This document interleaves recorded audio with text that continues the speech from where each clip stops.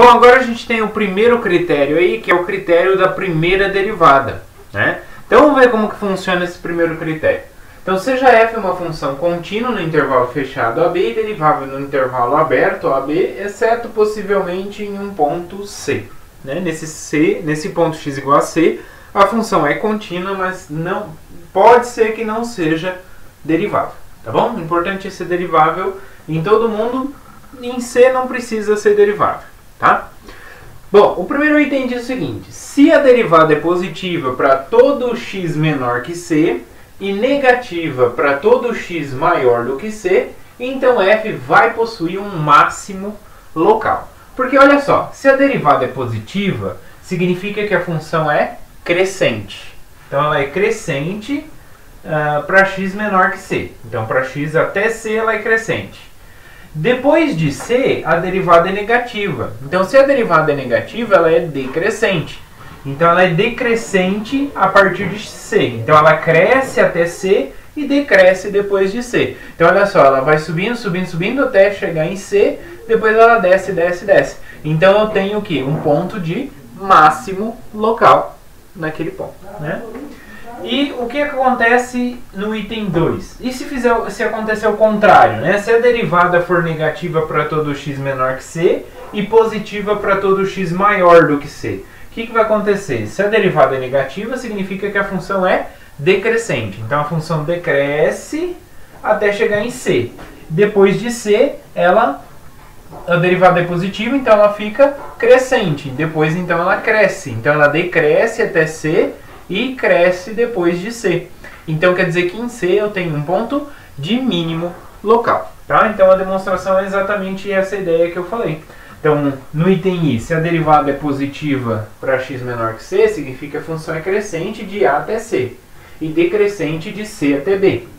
Portanto, f de x é menor que f de C para todo x diferente de C. Certo?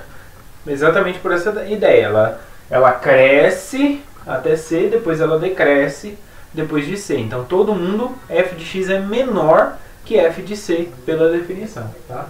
Então, significa que a gente tem um máximo local. E a mesma coisa funciona para o outro caso, só que primeiro ela decresce, depois ela cresce.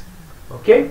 Bom, pessoal, aí só consertando um detalhezinho dos exemplos anteriores, tá? No exemplo anterior, eu fiz a parte de crescente e decrescente como se fosse estritamente crescente ou estritamente decrescente, tá? E tirei os pontos onde a derivada era zero, né? Tirei os pontos críticos. Mas eu não preciso tirar os pontos críticos, tá, pessoal? Porque a gente está estudando aqui funções crescentes e decrescentes, não estritamente crescente e estritamente decrescente, tá? Tem o igualzinho, então a gente pode considerar aqueles pontos. Então, só voltando então nos exemplos anteriores, no exemplo 1, né, a gente chegou que a função era crescente para todo x diferente de zero. Né? Mas não, a gente pode falar para todo mundo. Por quê? Porque a derivada é maior ou igual a zero em todos os pontos, tá bom? Então a função sempre, o próximo valor é maior ou igual ao anterior, tá? Então podemos incluir esse ponto aí também, não tem problema, tá? Então ela é crescente em todo o real.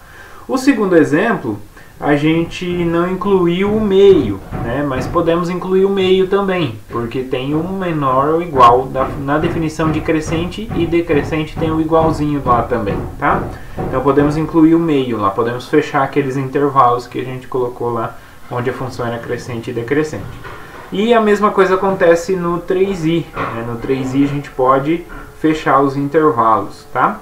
Não precisa deixar os intervalos abertos, podemos fechar o intervalo 0, 1 e fechar o intervalos ali no 0 e no 1, onde a função é decrescente, tá? Então, só corrigindo, né, aqueles casos que no que eu apresentei como se fosse estritamente crescente ou estritamente decrescente. Não precisa, né?